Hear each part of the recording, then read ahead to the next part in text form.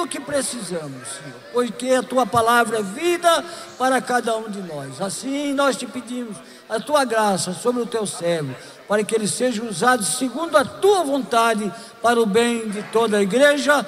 É o nosso pedido, Pai, em nome de Jesus. Amém. A paz do Senhor. Deus abençoe. Não tenha medo, menino. Estou pedindo bênção para o meu tio aqui, irmãos. Pai do Senhor a todos. Podeis assentar. O pessoal diz que o pastor Pinha parece com meu pai. E eu falo que ele é meu tio rico. Deus abençoe, pastor Pinha. Uma alegria estar nesta manhã, participando da escola, em primeiro lugar, como aluno, e também tendo a alegria de cooperar com os irmãos, falando algo da parte do Senhor, por bondade de Deus e também dos nossos pastores, os quais agradeço, pastor José Wellington, pastor Wellington Júnior, toda a equipe organizadora da escola, na pessoa do pastor Marco. Que Deus continue abençoando a todos. E meu amigo pastor Davi, que está aqui conduzindo os trabalhos.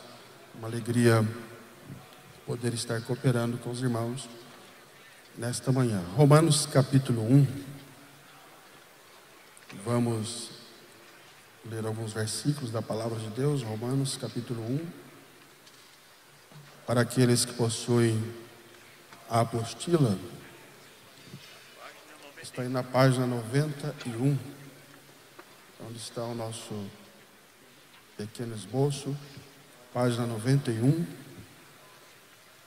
Temos aí o material que enviamos, cujo título é Um Ministério Genuíno. Trago o abraço do campo de Birigui, que alguns irmãos estão aqui presentes, outros acompanham pela internet.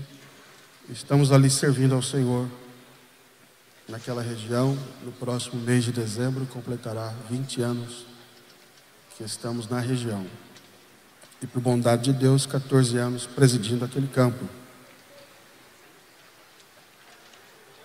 E Deus tem nos abençoado ali, abençoado a igreja, e somos a extensão do Ministério do Belém, os representantes ali naquela cidade, e servindo ao Senhor com alegria, e aos nossos pastores e à nossa convenção. E todos os irmãos, quando passarem por Birigui, visitem a nossa igreja, estamos ali para recebê-los com alegria. Romanos capítulo 1, diz assim a palavra de Deus: Paulo, servo de Jesus Cristo, chamado para apóstolo, separado para o evangelho de Deus, o qual antes havia prometido pelos seus profetas nas santas escrituras, acerca de seu filho, que nasceu da descendência de Davi, segundo a carne, declarado Filho de Deus em poder, segundo o Espírito de santificação, pela ressurreição dos mortos, Jesus Cristo, nosso Senhor, pelo qual recebemos a graça e o apostolado para a obediência da fé entre todas as gentes pelo seu nome, entre os quais sois também vós chamados para serdes de Jesus Cristo. A todos os que estáis em Roma, amados de Deus, chamados santos, graça e paz de Deus, nosso Pai, e do Senhor Jesus Cristo. Primeiramente, dou graças ao meu Deus por Jesus Cristo acerca de vós todos, porque em todo o mundo é anunciada a vossa fé. Porque Deus, a quem sirvo em meu espírito, no evangelho de seu Filho, me é testemunha de como incessantemente faço menção de vós, pedindo sempre em minhas orações que, em algum tempo, pela vontade de Deus, se me ofereça boa ocasião de ir ter convosco.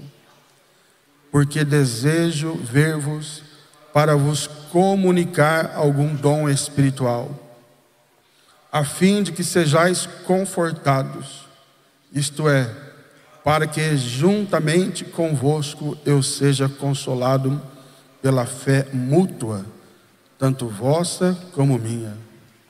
Não quero, porém, irmãos, que ignoreis que muitas vezes propus ir ter convosco, mas até agora tenho sido impedido, para também ter entre vós algum fruto, como também entre os demais gentios.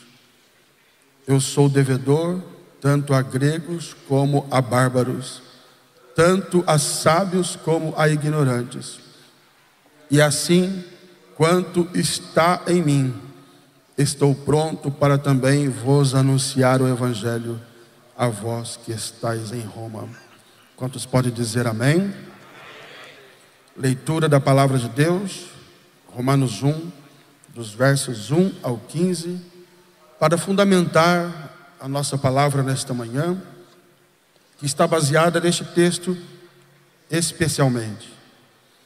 E o título, como já disse, um ministério genuíno, um ministério verdadeiro.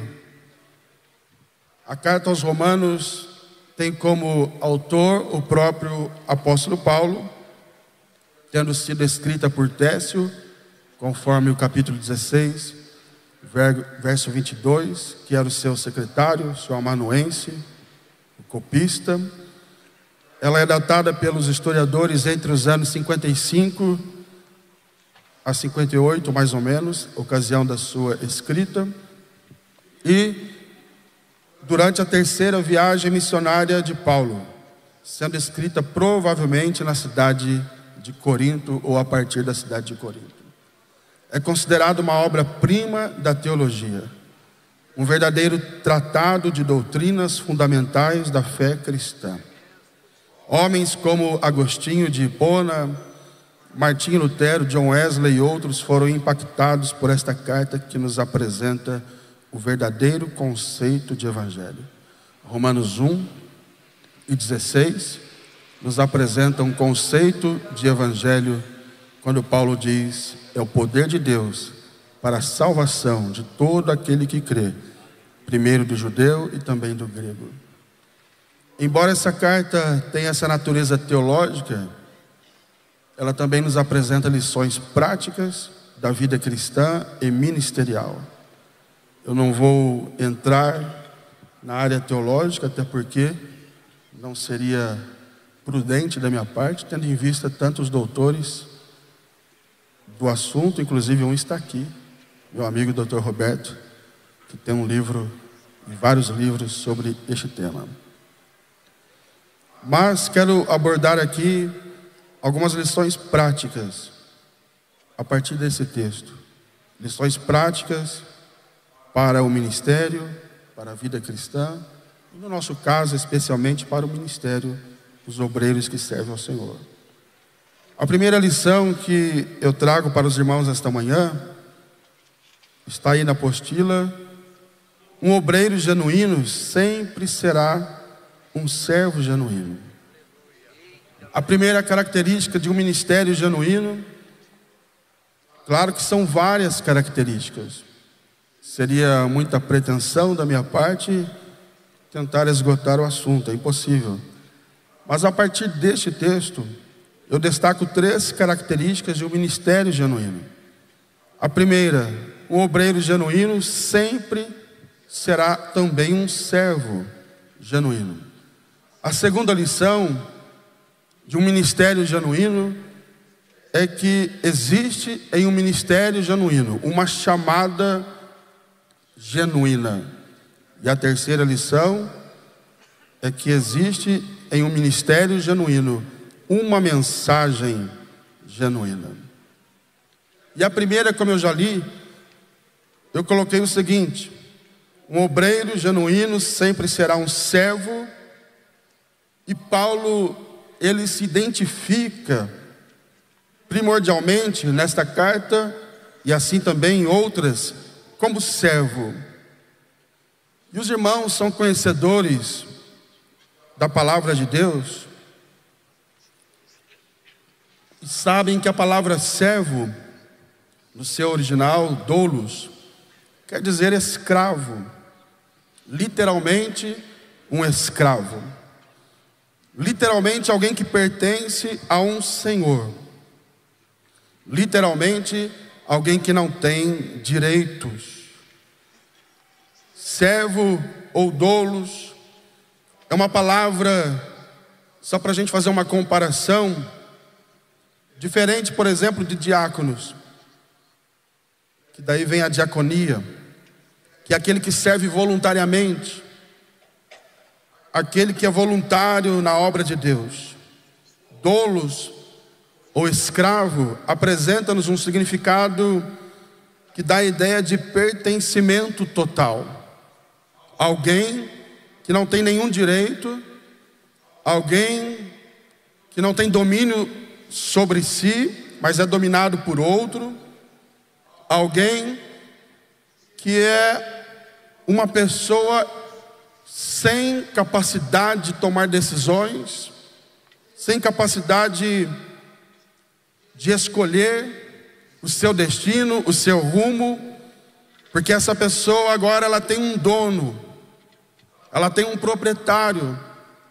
Se a gente estudar um pouquinho o contexto da escravidão naqueles dias, e não somente naqueles dias, mostra-nos que é alguém sem nenhum direito. Uma pessoa que foi anulada para viver em prol, em favor de outra pessoa que é o seu dono. E Paulo, ao usar esse termo, ele se fazia entender claramente aos seus leitores. Porque quem estava em Roma convivia com essa realidade. Estava acostumado com essa designação.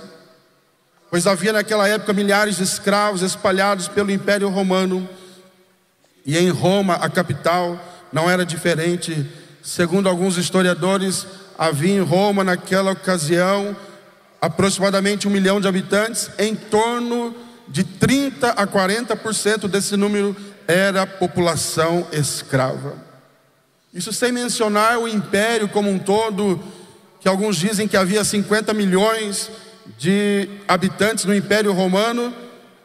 E se a gente considerar 20%, eram muitas pessoas que viviam em um regime de escravidão. Então Paulo está usando um termo que as pessoas conheciam, quando ele diz: eu, Paulo, eu sou escravo do Senhor Jesus. As pessoas identificavam muito facilmente aquele termo. Paulo estava assumindo aqui um papel que no Velho Testamento, por exemplo, Abraão, Moisés, Davi, os profetas assumiram, que era um papel de servo de Deus. E essa é a primeira característica de um obreiro que exerce um ministério genuíno. Ele é servo, ele é escravo do Senhor Jesus. Nós somos libertos de um mundo de escravidão, a escravidão do pecado, mas, por outro lado, nós fomos também inseridos em um contexto de escravidão. Deus nos tirou do mundo de escravidão, escravidão do pecado, do inimigo das nossas almas, mas agora somos escravos do Senhor Jesus. Ele é o nosso dono. Não fazemos o que queremos, não vamos aonde queremos ir, especialmente nós que somos obreiros. Assim como Paulo se identifica como servo de Jesus Cristo, nós também somos servos de Jesus Cristo. Somos escravos do Senhor Jesus. E o que um escravo não tinha, o que um doulos não tinha, e o que um obreiro não tem, eu coloquei na apostila, em primeiro lugar, direitos próprios. Atos capítulo 20 e o versículo 24, veja o que diz a palavra do Senhor, livro dos Atos dos Apóstolos, capítulo 20 e o versículo de número 24. O mesmo Paulo diz assim: mas em nada tenho a minha vida por preciosa, contanto que cumpra com alegria a minha carreira e o ministério que recebi do Senhor Jesus, para dar testemunho do evangelho da graça de Deus. Esse mesmo Paulo inicia dizendo aqui: a minha vida em nada é preciosa. Eu preciso cumprir um ministério, uma carreira que eu recebi do Senhor Jesus. Então um escravo não tem direitos próprios. O direito é do seu Senhor. O direito é do seu proprietário. O direito é daquele que lhe comprou. O direito é daquele que lhe conquistou.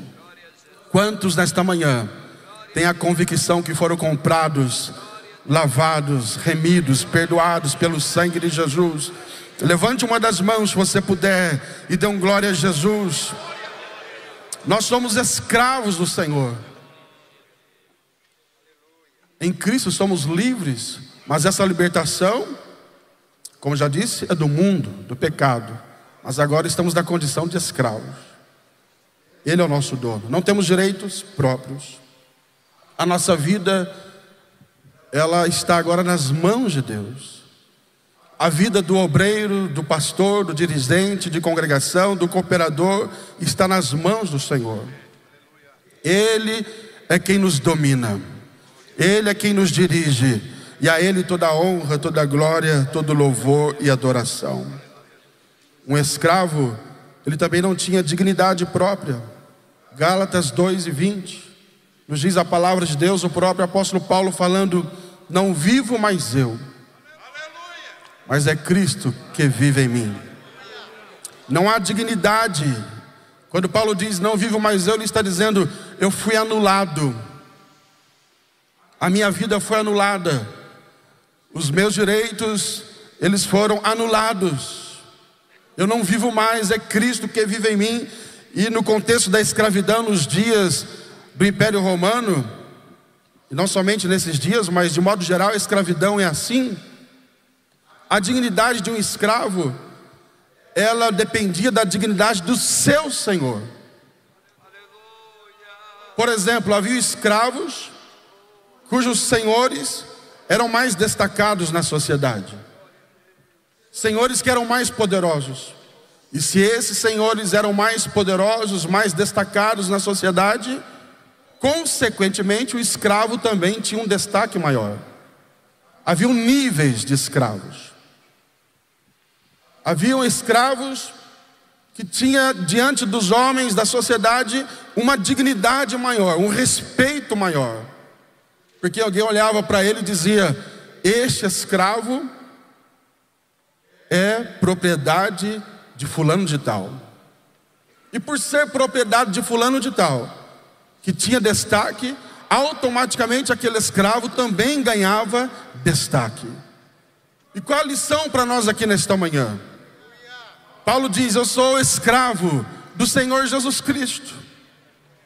Enquanto alguns aí estão debaixo de senhorios humanos e têm maior ou menor destaque a depender do seu senhor, Paulo está dizendo: olha, o meu dono, aquele que me comprou, aquele que me conquistou, aquele que manda em mim, Ele é o Senhor Jesus Cristo, Criador dos céus e da terra. Então a dignidade de Paulo, ela aumentava na medida que ele apontava para Cristo. E qual é a lição para nós esta manhã? Nós somos todos escravos.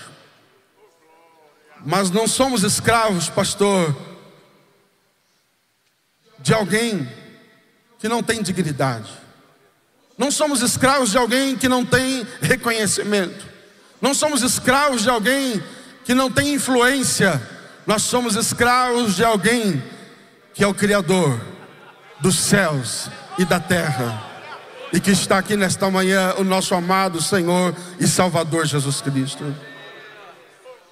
Isso nos ensina que nós somos dignos, apesar de sermos escravos. Nós temos valor, apesar de sermos escravos.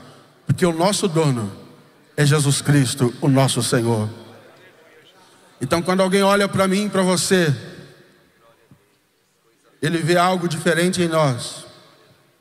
Porque o nosso dono é importante.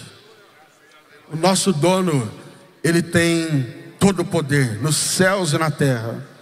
Você não serve a qualquer senhor. Você serve ao Senhor Jesus Cristo, o Criador dos céus e da terra. Quantos podem dar glória a Jesus nesta manhã? Então a dignidade do escravo, ela dependia da dignidade do seu senhor.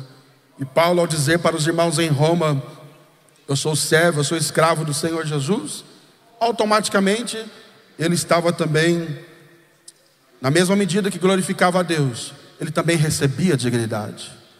Nós temos essa dignidade que foi colocada em nós, imputada em nós, através de Jesus Cristo, nosso Senhor, nosso amado Salvador. Um escravo não tinha poder de decisão.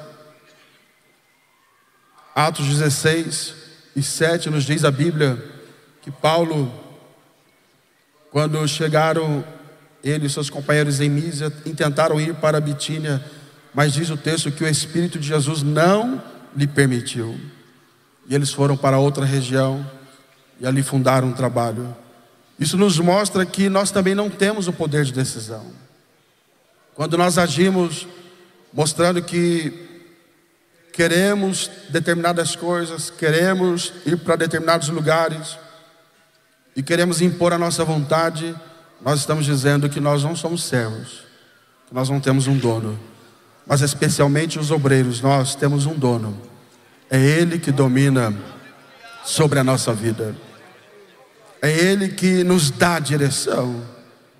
E às vezes a direção que Ele dá pode até contrariar a lógica, pode até contrariar a vontade nossa, a vontade da família, a vontade de até amigos que são próximos e que vão dizer: olha, isso aí não é muito bom para você, isso aí parece que não é legal, não vai dar certo. Mas escute, se você está debaixo da direção de Deus, o seu Senhor, Ele manda e você vai, e Ele garante a vitória. Quantos podem adorar o nome do Senhor Jesus? Um escravo também não podia ser de dois senhores. Mateus 6:24, Jesus diz: não podemos servir a dois senhores, senão você vai amar um e aborrecer o outro. Nós só temos um Senhor. Todos os crentes só têm um Senhor, e especialmente os obreiros precisam ter um Senhor. Não pode ter outro que domina sobre nós. É claro que nós temos as instituições humanas, as convenções, os ministérios, os pastores, e que eles nos orientam, nos dirigem debaixo da direção do Senhor. Mas no ponto de vista espiritual, ministerial, nós temos só um Senhor, e Ele está aqui nesta manhã. É o Senhor Jesus Cristo, aquele que te salvou, te comprou, te libertou. E é Ele que te deu o ministério, é Ele que é o seu Senhor, é Ele que é o meu Senhor. A Ele toda a honra, todo louvor e toda adoração. Não podemos ser comandados pela fama. Tem gente que o Senhor dela se torna a fama. O outro Senhor dele se torna um político. É por isso que o pastor, ele precisa respeitar os políticos, apoiar aqueles que são os nossos representantes, amar a cidade, orar pelos representantes, apoiar o prefeito. Ele deve fazer o seu papel como líder, como igreja, e ali apoiar aqueles que trabalham em prol da comunidade. Mas escute, Senhor não. Político não é senhor de pastor. A política também não é senhora do pastor. Alguém um dia, logo que eu cheguei na região, me chamou, e era um político, e não vou dizer que ele fez por maldade, estou apenas contando aqui um fato. E ele disse assim: olha, nós temos uma vaga para sua esposa na prefeitura.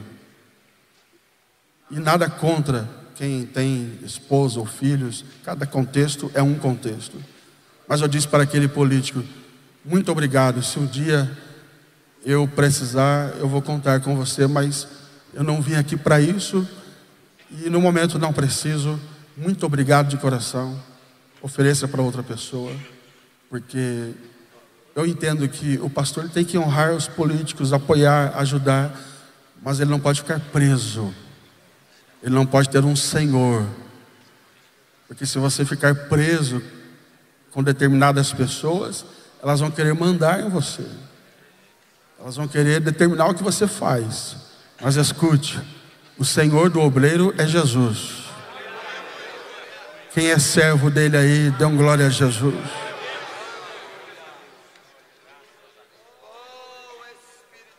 Na eleição passada, aí já era outro. Um dos secretários dele era um pastor da nossa igreja. Ele estava em maus lençóis. E ele chamou o secretário, que é um homem de Deus, que opera conosco ali, um major.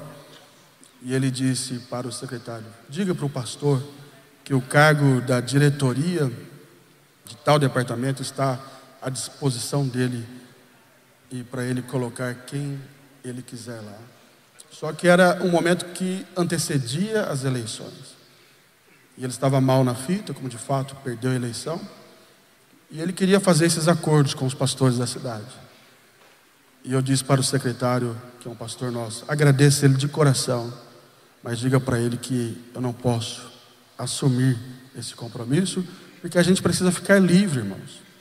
Eu nunca desrespeitei eles, respeito, considero, mas o pastor, o obreiro, não pode ter um senhor na vida dele. Você não pode ter alguém que manda em você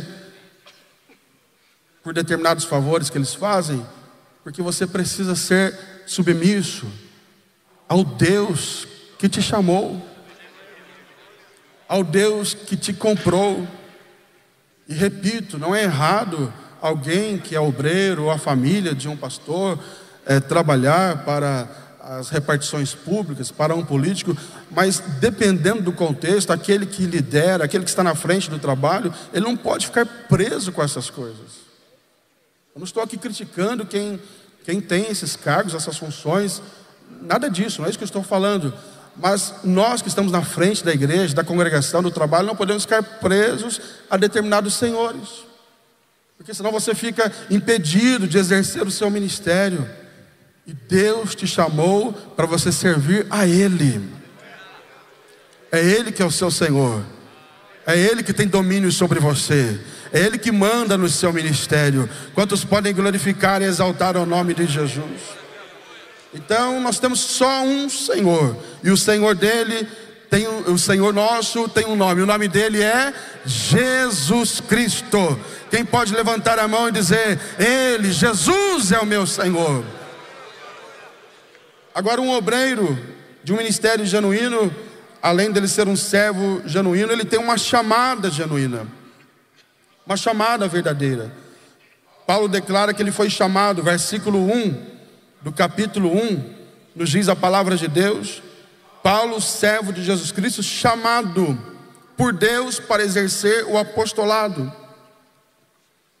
Veja que ele é chamado pelo Senhor. Eu coloquei na apostila, ele não foi um oferecido, alguém que se autoconsagrou, ou alguém que exercia um ministério baseado em influências humanas, sejam sociais, financeiras, políticas, familiares ou outras quaisquer. Não podemos ter obreiros que exercem um ministério porque se autoconsagraram. Um dia alguém lá no campo escreveu um livro e ele tinha vindo de outro ministério, e depois ele me procurou, entregou o livro dele, e ele nem tinha sido recebido ainda como obreiro do nosso campo, e ele colocou lá no livro que ele era pastor da CGDB, da Confradesse, Ministério do Belém. E ele veio explicar para mim, dizendo que foi um erro da gráfica. Eu falei: como que a gráfica vai errar isso, né? Mas ele já se auto-intitulou pastor da CGDB, da Confradesse, Ministério do Belém. Ele tinha mal chegado da nossa igreja, não tinha sido nem recebido como obreiro, e não era pastor, era um presbítero. Isso não desmerece ninguém, mas ele já se auto-intitulou, colocando no livro pastor. Por quê? Por isso ele daria mais venda, mais influência para levar o seu livro mais longe. Mas não ficou ali muito tempo, porque uma pessoa que infelizmente, apesar de ser uma pessoa boa, mas não teve essa formação correta, entendendo que o ministério não é você se auto-intitular e dizer: eu sou pastor.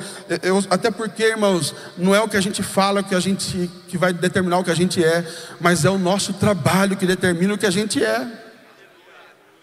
Muita gente preocupada em se apresentar: eu sou o pastor, eu sou o fulano de tal, mas não é o que a gente fala que é o nosso trabalho. Alguém vai dizer e vai falar: aquele é pastor, aquele é um obreiro, aquele é chamado por Deus. Ele não foi oferecido, não foi alguém que se autoconsagrou, não é alguém que exercia um ministério baseado em influências humanas. Me consagra lá, me ajuda lá, leva o meu nome lá na convenção.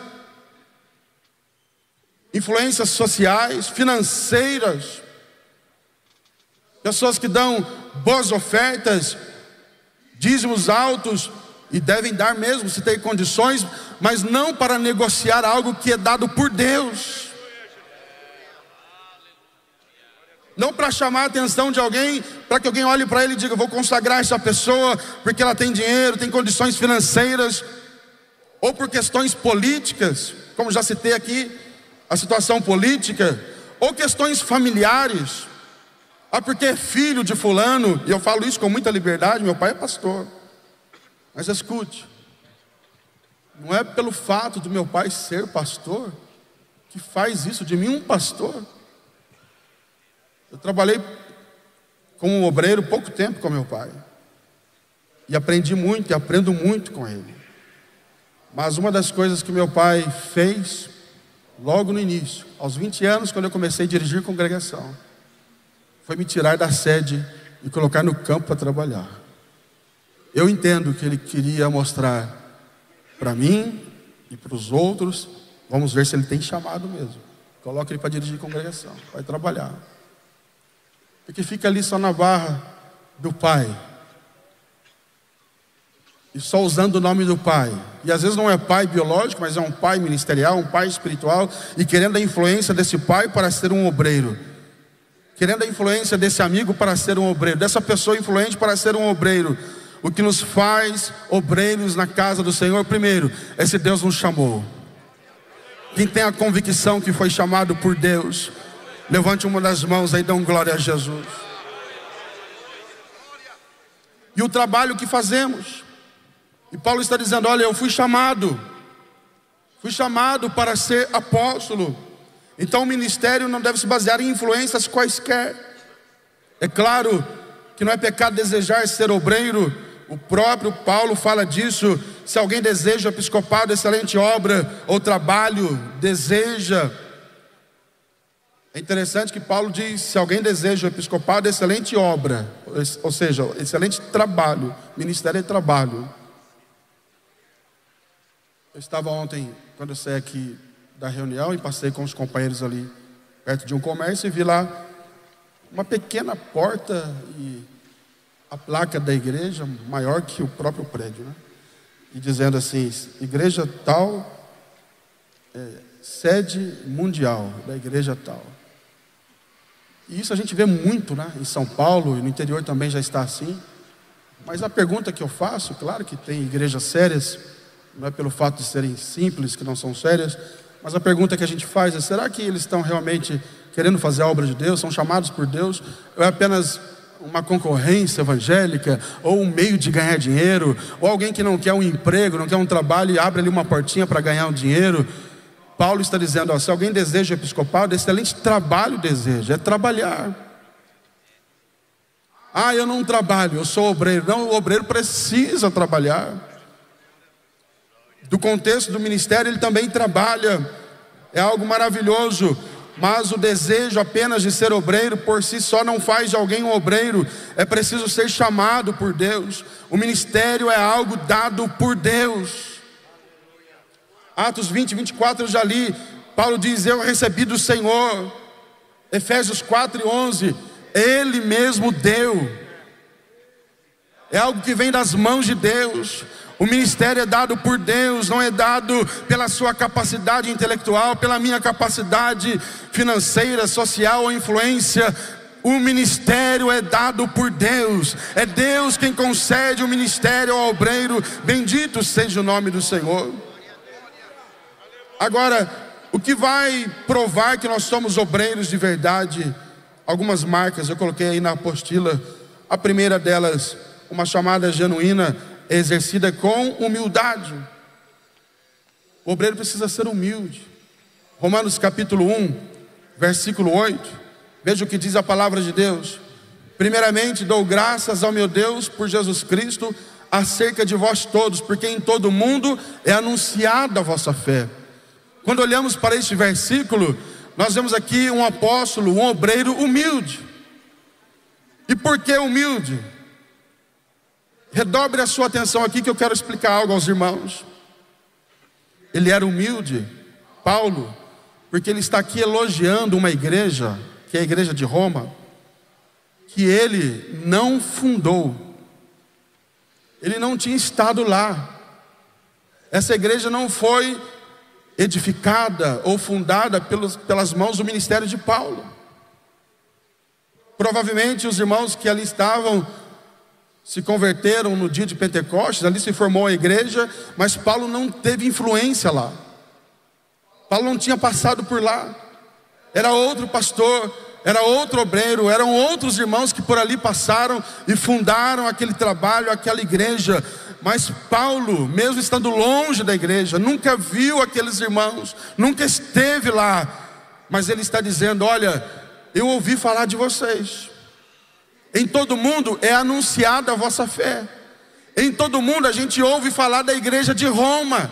A fama da igreja de Roma estava correndo por todo mundo. Era uma igreja que estava sendo abençoada, próspera. E Paulo está dizendo: eu estou ouvindo falar de vocês. E eu agradeço a Deus pela vida de vocês. Qual é a lição aqui? Paulo está agradecendo a Deus, pastores, pela vida de uma igreja que ele não participava dela. Ele não dirigiu, ele não construiu, ele não edificou. Porque hoje em dia, uma reunião de obreiros aqui, a gente deve falar certos assuntos. A gente vê as pessoas elogiando muito o seu próprio trabalho, mas não tem capacidade de elogiar o trabalho dos outros. Obreiros que pregam bem, que ensinam bem, que têm uma boa oratória, um bom conhecimento teológico, que têm uma boa influência, mas não são humildes. Não conseguem reconhecer o trabalho do companheiro. Ele só elogia o trabalho dele. É só onde ele pastoreou que é bom, e quando ele saiu fica ruim. É só o trabalho que ele contribuiu, que ele edificou, a igreja que ele construiu, que é boa.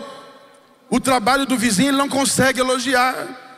Ele olha o trabalho do vizinho, ele critica, ele arruma um defeito, ele sempre está criticando os pastores vizinhos. Mas Paulo está nos dando uma lição de humildade. Ele não fundou a igreja de Roma, ele não participou de nada lá, mas ele está dizendo: eu agradeço a Deus pelo trabalho de vocês. Ser um obreiro genuíno é ter a capacidade de elogiar o trabalho do companheiro. Isso não é só em relação ao trabalho, à igreja, mas em relação, por exemplo, à pregação, ao ensino. Tem gente que quando vai pregar, ele quase que obriga a gente a dar glória a Deus. Ele chama a atenção da gente. Ele quer que a gente esteja olhando o que ele está falando, ouvindo o que ele está falando, olhando o que ele está fazendo. Mas quando tem outro pregando, quando tem outro ensinando, ele não tem humildade de ouvir o outro. Ele não tem a capacidade de ouvir o outro. E quando o outro termina, meu tio, quando o outro termina, ele até comenta, mas ele comenta os erros, as falhas que o outro cometeu. Mas Paulo está dizendo: olha, igreja de Roma, eu não conheço vocês, foi outro pastor que fez o trabalho, mas parabéns para vocês, vocês estão bem. Ser humilde é fácil? Não é.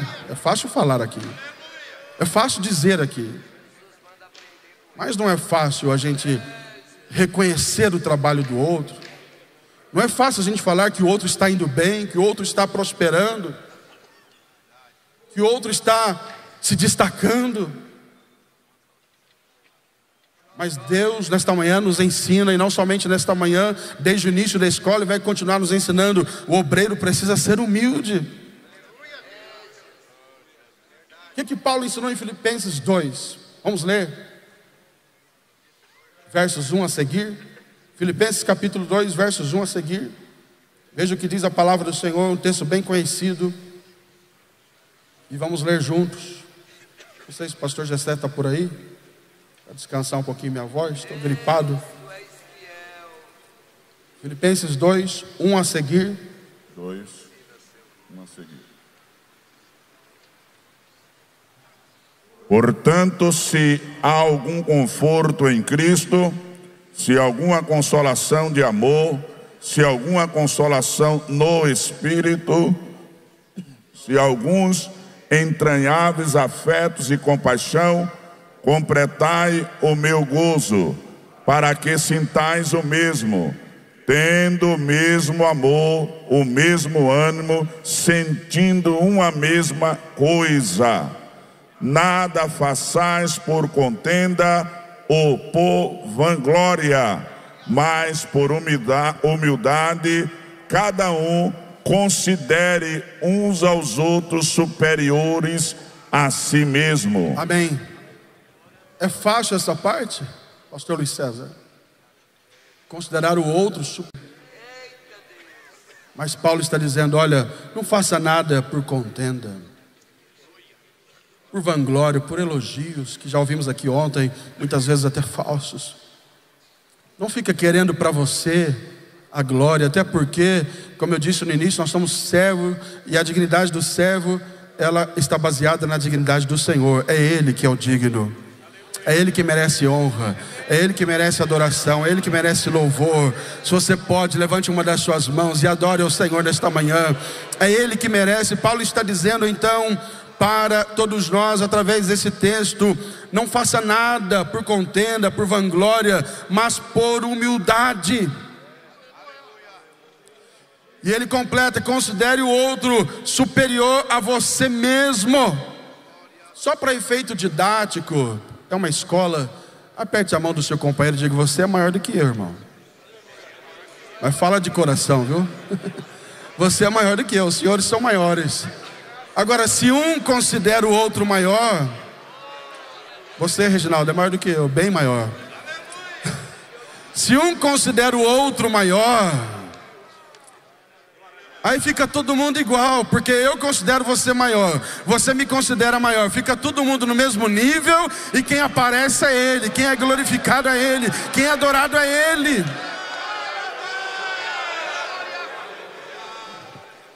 Então vamos aprender com Paulo. Paulo escreve para Roma e fala, parabéns para vocês. Vocês são uma igreja que a fé é anunciada em todo mundo. Agora, se ele fosse como certos obreiros são, alguém ia dizer, a igreja de Roma está bombando, só dá a igreja de Roma no Instagram. Paulo ia dizer, mas também tem um irmão lá que dá um dízimo alto. Quem não faz isso? Se fosse eu, também faria. A igreja de Roma está bombando, mas também lá tem vários doutores, tem gente importante lá, é a capital. Se fosse eu, também faria.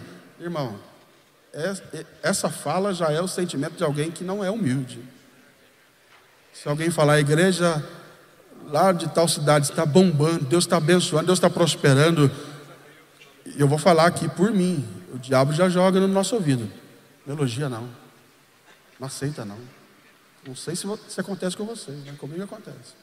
Não elogia não, porque a natureza humana nos puxa para competição, né?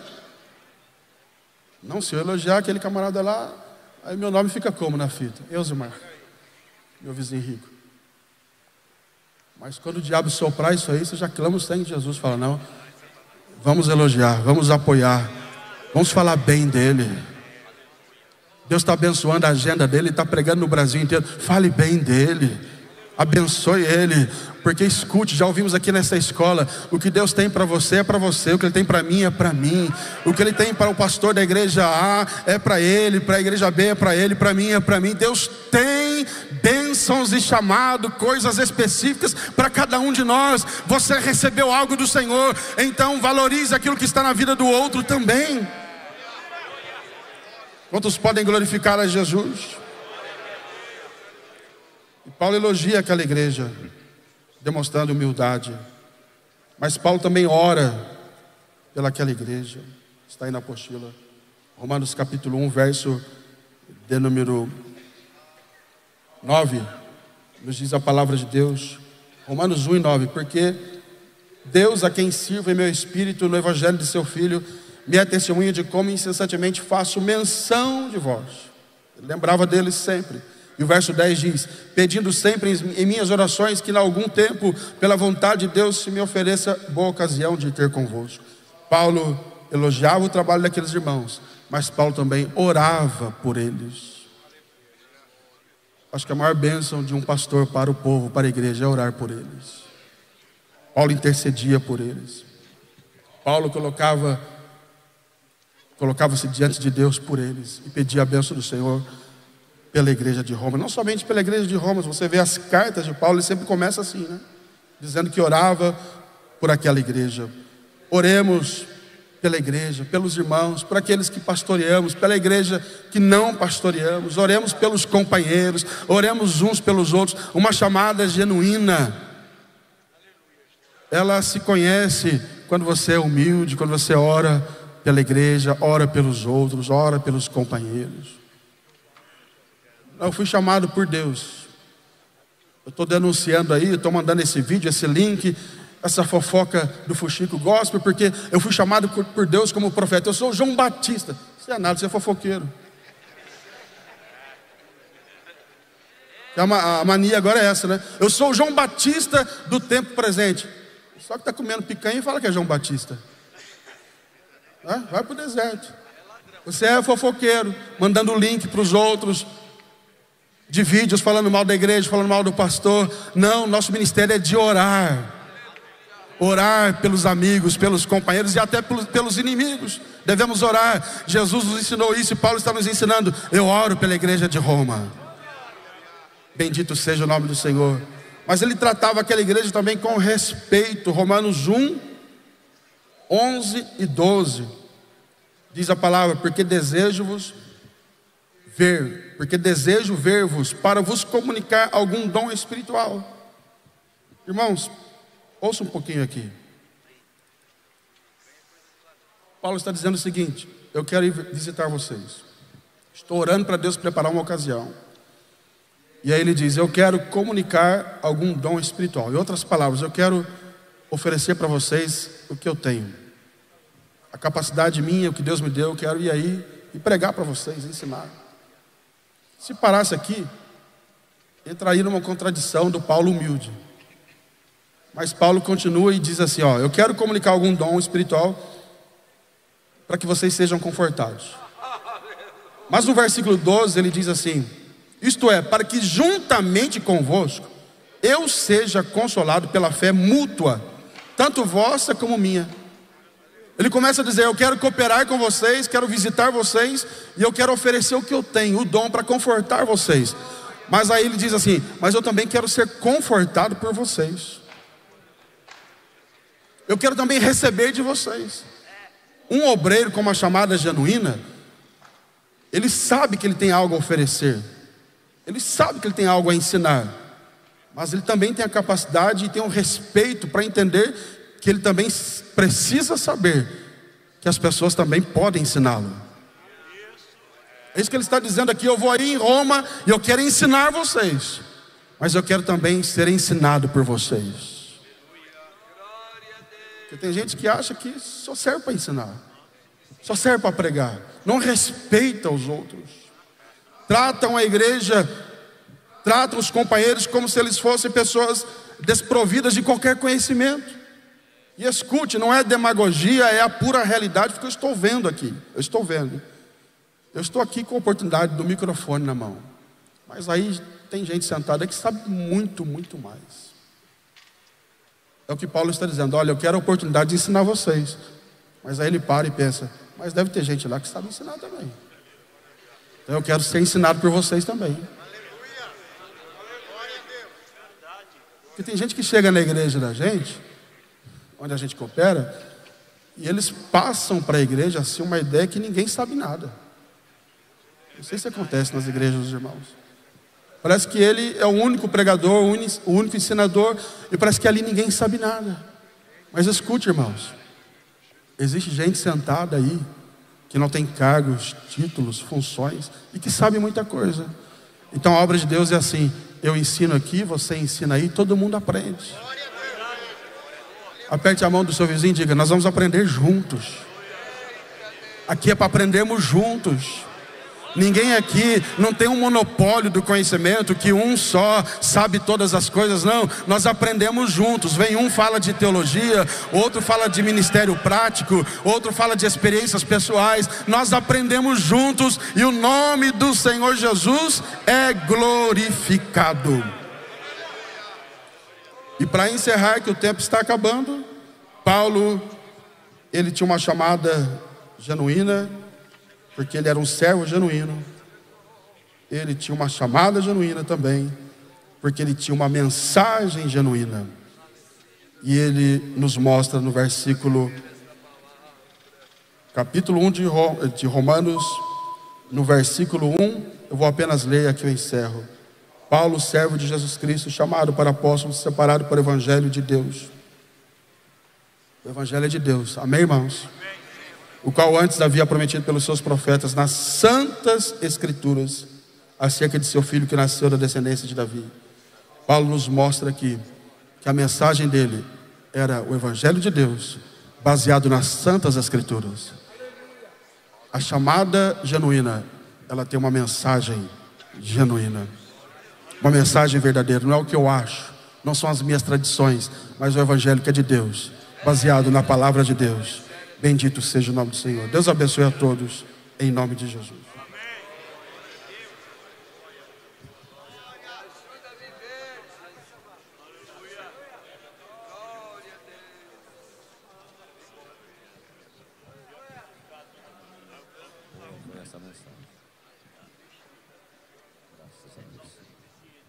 Meus queridos irmãos, quantos louvam a Deus por esta mensagem, diga amém. Boa é esta palavra, não é? Damos graças a Deus pela vida do pastor Emanuel Júnior, que tem sido um instrumento do Senhor na manhã deste dia. Eu sei que o seu coração está fervendo aí e exaltando ao Senhor, mas deixa eu te dizer algo: tem mais de Deus para você nessa manhã.